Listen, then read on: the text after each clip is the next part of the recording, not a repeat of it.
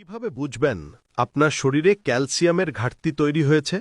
চলুন জেনে নিই লক্ষণগুলো। ১. পেশি ক্র্যাম্প ও খিঁচুনি। শরীরে যদি ক্যালসিয়ামের মাত্রা কম থাকে তাহলে পেশিতে খিঁচুনি বা ক্র্যাম্পের মতো সমস্যা দেখা দিতে পারে। সাধারণত শারীরিক পরিশ্রম করার সময় অথবা দীর্ঘক্ষণ শুয়ে থাকার পর এ সমস্যা দেখা দেয়। একবার পেশিতে টান ভরলে দীর্ঘক্ষণ সময় লাগে তা স্বাভাবিক হতে। ২. অসাড়তা।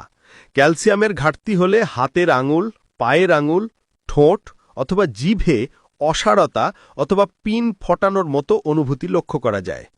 এমন কোনো অনুভূতি হলে বুঝতে হবে আপনার শরীরে ক্যালসিয়ামের ঘাটতি রয়েছে। ৩. শারীরিক দুর্বলতা। শরীরে ক্যালসিয়ামের ঘাটতি হলে কম পরিশ্রম করলেও ক্লান্তি লাগে। ক্যালসিয়ামের ঘাটতি থাকলে পেশিগুলো সচল থাকে না। এর ফলে দুর্বলতা বা অলসতার সৃষ্টি হয় শরীরে। ৪. নখ ভেঙে যায়। শরীরে ক্যালসিয়ামের ঘাটতির সবথেকে বড় প্রমাণ হল ভঙ্গুর নখ। যদি হাত অথবা পায়ের নখ খুব সহজেই ভেঙে যায় অথবা পাতলা হয়ে যায় তাহলে বুঝতে হবে শরীরে ক্যালসিয়ামের অভাব হয়েছে। ৫. অস্টিওপোরোসিস।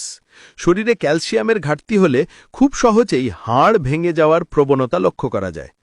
বয়সের সঙ্গে সঙ্গে ক্যালসিয়ামের ঘাটতি দেখা দিলে মেরুদণ্ড বা কবজির হাড় দুর্বল হয়ে যায়। ৬. Cardiac arrhythmias.